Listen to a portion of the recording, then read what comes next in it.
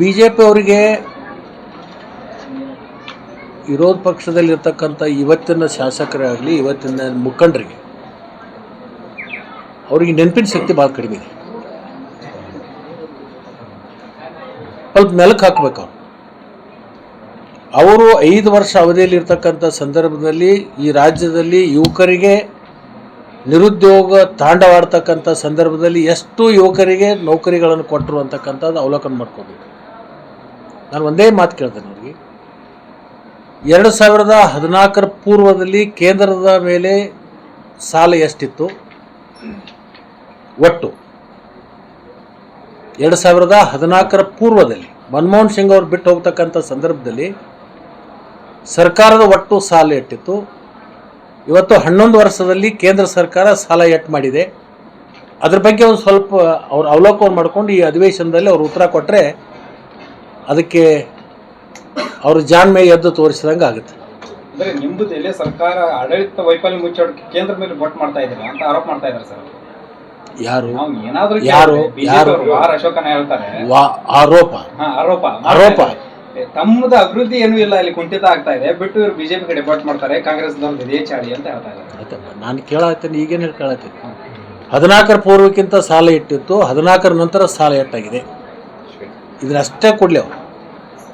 ಕೇಂದ್ರ ಸರ್ಕಾರ ಅವರು ಚುನಾವಣೆ ಪೂರ್ವದಲ್ಲಿ ಏನು 14 ಪೂರ್ವದಲ್ಲಿ 1 ವರ್ಷಕ್ಕೆ 2 ಕೋಟಿ ನಿರುದ್ಯೋಗ ಸಮಸ್ಯೆಯನ್ನು ಬಗೆಹರಿಸ್ತಾರೆ ಅಂತೇಳಿ ಅದನ್ನು 11 ವರ್ಷದ ಪಟ್ಟಿ ಕೊಡಲಿಲ್ಲ. ಅಂದರೆ 22 ಕೋಟಿ ಜನರಿಗೆ ಉದ್ಯೋಗ ಕೊಡಬೇಕಾಗಿತ್ತಲ್ಲ, ಅದರಲ್ಲಿ ಎಷ್ಟು ಕೊಟ್ಟಿದ್ದರು, ಸಾಲ ಎಷ್ಟು ಮಾಡಿದ್ರು, ಮತ್ತು ರಾಜ್ಯಕ್ಕೆ ಕೊಟ್ಟಿರ್ತಕ್ಕಂಥ ಹಣ ಎಷ್ಟು? ಅವ್ರು ಹೇಳೋದೇನು, ಮನಮೋಹನ್ ಸಿಂಗ್ ಅವರು ಇದ್ದಂಥ ಸಂದರ್ಭದಲ್ಲಿ ರಾಜ್ಯಕ್ಕೆ ಕೊಟ್ಟಿರ್ತಕ್ಕಂಥದ್ದು ಮತ್ತು ಈಗ ನಾವು ಕೊಟ್ಟಿರ್ತಕ್ಕಂಥದ್ದು ತುಲನೆ ಮಾಡಬೇಕು ಅಂತೇಳಿ. ಬಜೆಟ್ ಸೈಜ್ ಇರುತ್ತೆ, ಇದ್ಯಾವುದೋ ಹಳ್ಳಿ ಒಳಗೆ ಗೊತ್ತಿಲ್ಲದವ್ರಿಗೆ ಹೇಳೋದಲ್ಲ. ಅವತ್ತಿನ ಬಜೆಟ್ ಗಾತ್ರ ಏನಿತ್ತು, ಇವತ್ತಿನ ಬಜೆಟ್ ಗಾತ್ರ ಏನಿತ್ತು, ಅವತ್ತಿನ ರೇಷಿಯೋ ಏನಿತ್ತು, ಇವತ್ತಿನ ರೇಷಿಯೋ ಏನಿತ್ತು, ಅವತ್ತಿನ ಪರ್ಸೆಂಟೇಜ್ ಏನಿತ್ತು, ಇವತ್ತಿನ ಪರ್ಸೆಂಟೇಜ್ ಏನಿತ್ತು, ಅವತ್ತಿನ ಆದಾಯ ಏನಿತ್ತು, ಇವತ್ತಿನ ಆದಾಯ ಏನಿದೆ, ಅವತ್ತಿನ GST ಬರ್ತಕ್ಕಂಥ ಹಣ ಎಷ್ಟಿತ್ತು, ಈಗಿನ ಬಜೆಟ್ GST ಹಣ ಇಟ್ಟಿದೆ. ರಾಜ್ಯದಲ್ಲಿ ಇವತ್ತು ಕರ್ನಾಟಕದಲ್ಲಿ ಕಬ್ಬು ಬೆಳೆಗಾರರಿಗೆ 3,000 ಕೊಡ್ತಿದ್ರು. ಮುಖ್ಯಮಂತ್ರಿಗಳು ಸಭೆ ಕರೆದು ಕಾರ್ಖಾನೆಯರ ಮೇಲೆ ಒತ್ತಡ ಹಾಕ್ಕೊಂಡು 3,300 ರೂಪಾಯಿ ಕೊಡೋಕ್ಕಂತ ಮಾಡಿದರು. ಗೋವಿನ ಜೋಳದ ರೇಟ್ ಬಿತ್ತು. ಯಾಕೆ ಬಿತ್ತು? ನೀವು ಪ್ರಶ್ನೆ ನೀವು ಕೇಳಬೇಕು, ಮಾಧ್ಯಮದವ್ರು ನೀವು ಕೇಳಬೇಕು. BJP ಅವರಿಗೆ ಗೋವಿನ ಜೋಳದ ದರ ಸುಮಾರು 6-7 ವರ್ಷದಿಂದ 2,400 ಇತ್ತು. ಈ ವರ್ಷ 1,800-1,900 ಆಯಿತು. ಯಾಕಾಯಿತು? ಕಾರಣ ಏನು? ಇವತ್ತು ಗೋವಿನ ಜೋಳದ ಮೇಲೆ ದೇಶದಲ್ಲಿ ಏನು ಇಥನಾಲ್ ಉತ್ಪಾದನೆ ಆಗ್ತಿತ್ತು, ಎಷ್ಟು ಉತ್ಪಾದನೆ ಆಗ್ತಿತ್ತು ಅದನ್ನು 100ರಷ್ಟು ಅದನ್ನು ಅವರು ಆಯಿಲ್ ಕಂಪ್ನಿಯವರು ಖರೀದಿ ಮಾಡ್ತಿದ್ರು. ನಾನು ಒಂದೇ ಪ್ರಶ್ನೆ ಕೇಳ್ತೀನಿ, ಅವ್ರಿಗೆ ಉತ್ತರ ಕೊಡಿ. ಅವರು BJP ಅವರಿಗೆ ತಾಕತ್ತಿದ್ರೆ ದಮ್ ಇದ್ರೆ ಅಂತೇಳಿ ಏನು ಮಾತಾಡ್ತಾರಲ್ಲ, ಆ ತಾಕತ್ತು ದಮ್ ಇದ್ರೆ ಕೇಂದ್ರ ಸರ್ಕಾರಕ್ಕೆ ಒಟ್ಟು 32 ರಾಜ್ಯಗಳು ಒಂದೇ ತಾನೆ, ಮಲ್ತಾಯ ಧೋರಣೆ ಮಾಡಬಾರ್ದಲ್ಲ. ಇಥನಾಲ್ ಉತ್ಪಾದನೆ ಆಗಿರ್ತಕ್ಕಂಥ ದೇಶದ ರಾಜ್ಯದಲ್ಲಿ ಅನೇಕ ರಾಜ್ಯಗಳಲ್ಲಿ ಗುಜರಾತದಲ್ಲಿ ಉತ್ಪಾದನೆ ಆಗ್ತಕ್ಕಂಥ 100ಕ್ಕೆ 100ರಷ್ಟು ಅದನ್ನು ಖರೀದಿ ಮಾಡ್ತಾರೆ. ಉತ್ತರ ಪ್ರದೇಶದಲ್ಲಿ 72% ಖರೀದಿ ಮಾಡ್ತಾರೆ. ಮಹಾರಾಷ್ಟ್ರದಲ್ಲಿ 65% ಖರೀದಿ ಮಾಡ್ತಾರೆ. ಕರ್ನಾಟಕದಲ್ಲಿ 27% ಖರೀದಿ ಮಾಡ್ತಾರೆ. ಗೋವಿನ ರೇಟು ಇವತ್ತು ಬೀಳಲಿಕ್ಕೆ ಕಾರಣ ಏನಂದರೆ ಈ ಒಂದು ನೀತಿ. ಅದಕ್ಕೆ ಮುಖ್ಯಮಂತ್ರಿಗಳು ಆ ಗೋವಿನ ಜೋಳದ ರೇಟ್ ಬಿದ್ದಂಥ ಸಂದರ್ಭದಲ್ಲಿಯೂ ಕೂಡ ಅದಕ್ಕೆ ದರ ನಿಗದಿ ಮಾಡಿ ಅದಕ್ಕೆ ಹೆಚ್ಚು ದರ ಸಿಗಲಿಕ್ಕೆ ಒಂದು ವ್ಯವಸ್ಥೆಯನ್ನು ಮಾಡಿದರು. ರಾಜ್ಯ ಸರ್ಕಾರದ ಬೊಕ್ಕಸದಿಂದ ಹಣ ಹಾಕಿದರು. ಕಬ್ಬಿನ ಸುಮಾರು 300 ಕೋಟಿಯಷ್ಟು ಹಣ ಕಬ್ಬು ಬೆಳೆಗಾರರಿಗೆ ಕೊಡ್ತಕ್ಕಂಥದ್ದು ಮಾಡಿದರು. ಅದರ ಜೊತೆಗೆ ಕೇಂದ್ರ ಸರ್ಕಾರಕ್ಕೆ ನಮ್ಮ ರಾಜ್ಯದಿಂದ ಬರೀ ಸಕ್ಕರೆ ಮೇಲೆ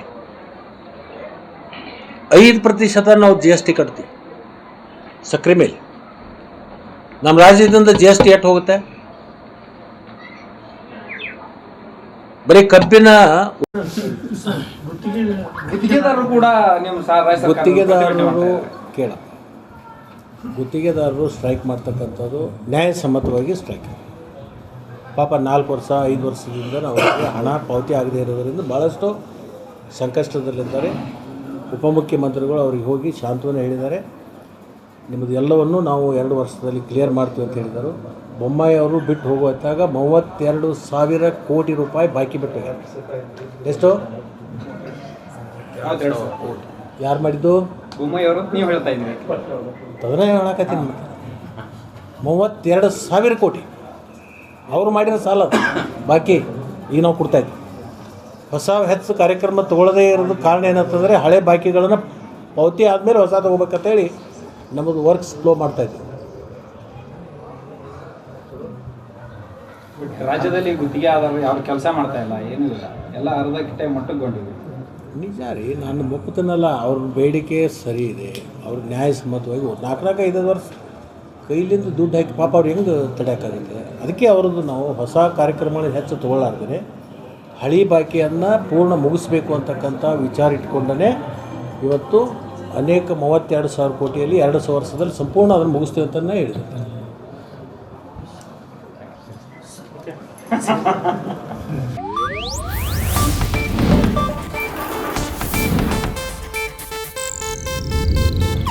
ಇದು ಏಷ್ಯಾನೆಟ್ ನ್ಯೂಸ್ ನೆಟ್ವರ್ಕ್ ಪ್ರಸ್ತುತಿ.